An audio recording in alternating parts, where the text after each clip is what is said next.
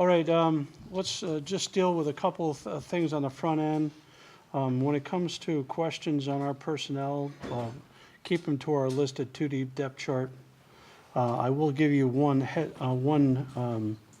note on Nigel King. Now that we have had everyone, all the troops arrive, with Hambe getting here and Mosby getting here, our class from last year was filled up with initials. So Nigel, who was a non-recruited player who approached us when he left Maryland, okay, is on scholarship, and he falls under a term, like you guys are familiar with red shirt. Well, he falls under a term called blue shirting. Okay, Nigel will count in next year's class. He's on scholarship. He's got 2 years to play too. He's a blue shirt, not a red shirt, which means if you have a non-recruited player and you have room in your 85, okay, and you don't have room in your initials for the previous year, you can legally count them forward. So Nigel is, there you go, Kirby. There's for your recruiting sites. There you got one person that's signed, sealed, and delivered for next year's recruiting class. And he, as most of you know, he's a college graduate from Maryland, and he has 2 years to play too. And he got accepted into graduate school, and he's ready to go. Going forward towards Southeast Missouri State. Coach Matukowicz just came in from Toledo, where he'd been the defensive coordinator for the last bunch of years. Obviously is in a short amount of time, put a staple on the team. The first game, they were dominant in all three facets. They were dominant on offense. They were dominant on defense.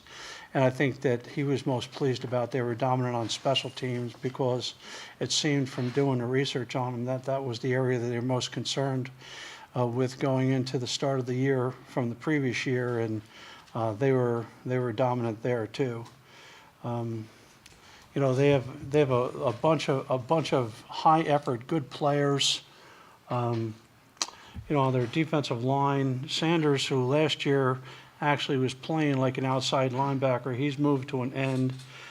So they're basically using 3 down linemen along with Hampton and Salina. Okay, the linebackers, Imonis, was their top guy last year. He's their Sam linebacker. He plays on one side, and Saunders plays their buck on the other side, and Garrett and Bledsoe play inside. And then their corners, Hambe plays the boundary corner, and and Jennings plays the field corner. Davis plays the boundary safety, and either Coley or Freeman play the field safety. On offense, Snyder is a veteran kid, returns as their quarterback. Jackson, and I know you've all watched tape of them from last year. For those of you who've done that, he was wearing number 7 last year, but he wore number 20 in this first game. He had a big game both as a runner and as a pass catcher. Took a screen to the house, took a run to the house. He's their main guy, and then they have their two change of pace backs. McFerrin is their small guy, their small shifty guy, who's a change of pace back, and then Washington is their big bruiser, who's a change of pace back. Larson is your regular tight end, but Coleman is the guy you got to keep your eye on, because he's a converted running back, and he ran the ball a little bit in this game, but he'll line up at fullback, he'll line up at tight end, he'll line up at H-back. They do a lot of things with him. The two main receivers, McRoberts is a 6'3" tall kid, and then Davis is a much smaller kid, but Davis is their big play guy. He made big plays in this game. He makes them in the return game, especially as a punt returner. He runs speed sweeps. He's somebody you definitely have to account for. And their offensive line, I decided not to single any of them out, but I can just say that as a unit, they play very well together. The specialist, Knight's their punter, McCrum's their kicker. He only kicked in the first half because things went so well for them. He went 7 for 7 on extra points, and he kicked off 8 times in the first half and had 4 touchbacks. Snapper, Baker handled a long snap, and Smart only had a snap once. They only punted once, but he was the long snapper. as I said before, they used 3 punt returners in the game, but Davis was the first punt return of the game. I think he took down to the 9-yard line. Elias handled their 1 kickoff return, and Manny was their holder. The floor is open. Is it possible that Kevin Short could return this season? I don't see him this season. He might be back in January. He's not in bad standing in any way. He's not on the 2 deep, which was the first thing I said. But because you got a handout here, he has some personal issues that I can't do anything to help him, which I tried. There's nothing I can do. Sometimes, the fan base wants to, look at, well, he's leaving for academics or he's leaving for social issues. That he's leaving because he had to leave. It wasn't either of those choices. And, we worked to try to help as much as we could, but, yesterday morning he came in and sat down with me. It was, wasn't very comfortable, and he said, "Coach, I got to go." So we set it up. We got the press release ready to go.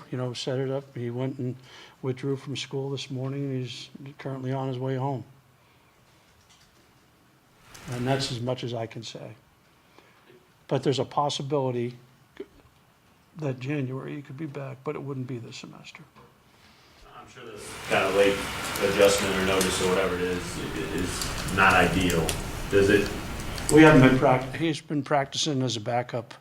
So really, it's not, because this is not something that just happened yesterday. This has been going on for a while. So, it isn't like we haven't been prepared for this. We've been prepared for weeks. So this is not something that just hit yesterday. Since your last game last year, if you were to discuss the player or players who've improved the most, what names might come up?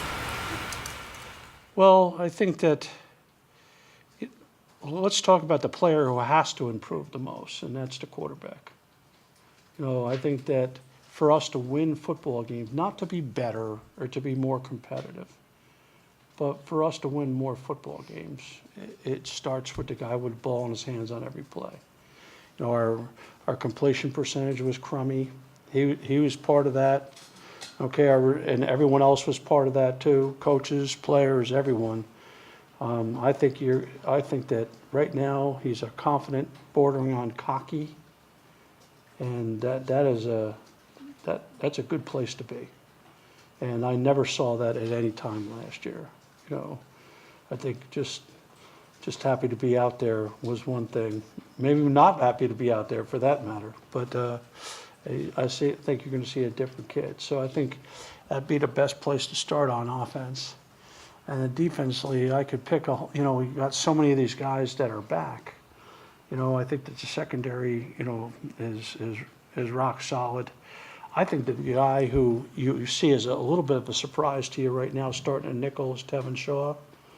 I think he probably was the one who's been the most pleasant surprise. We had to find a way to get him on the field. And that's why instead of him being the 3rd or 4th safety along with Fish, what we did is we moved him down to nickel, and he's actually going to start at nickel in the game. More about him then instead of Greg. I mean, Greg was a big time. Tevin just had Tevin and Fish, both have had great camps. It's just those 2 guys playing ahead of him are better than him. So Fish can play either safety. So even though Alex is listed in the 2 deep, Fish would really be the first guy in at safety. Okay, and we had to find a way to get both those guys on the field more, because they've done enough, from the first day of camp to warrant getting on the field. What was the deciding factor in that center battle between Houghton and Joe? It wasn't close.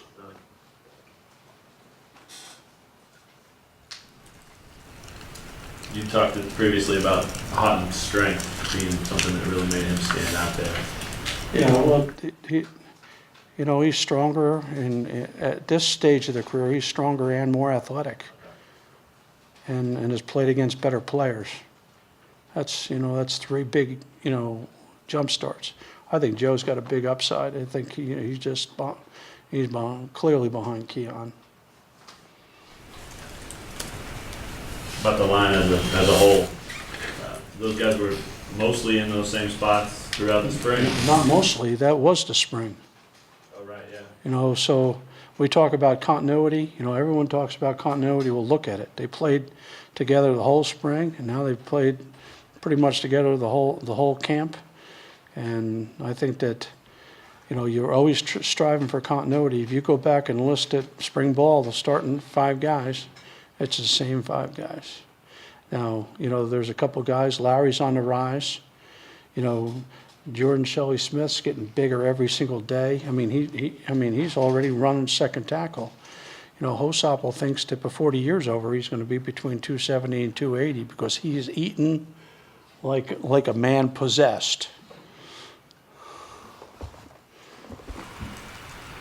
I've done that before.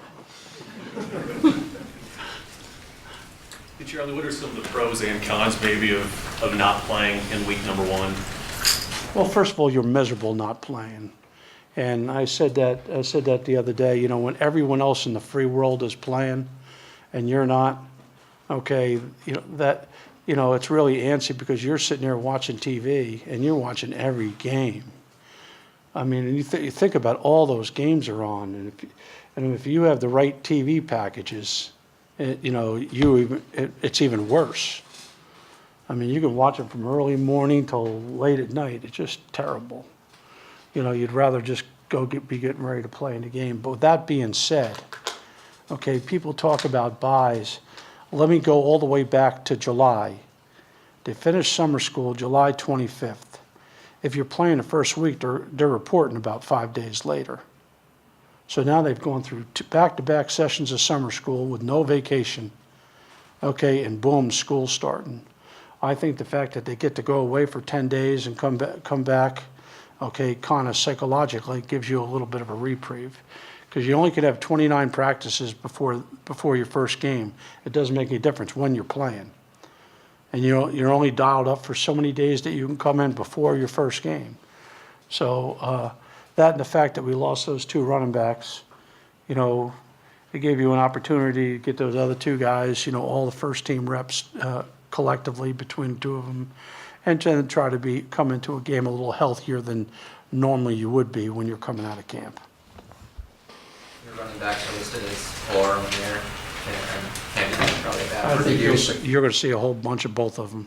Can you hit that, both of them, what the strengths, weaknesses, are there much difference Well, between? I mean, Corey actually is probably the better athlete. DeAndre is probably the better football player. Okay, but Corey's upside's through the roof. DeAndre is ready for prime time. He's built with that body to take a big 12 pounding. That's what his body is. If you look at his body, a little short in stature, but he is just a rocked up dude.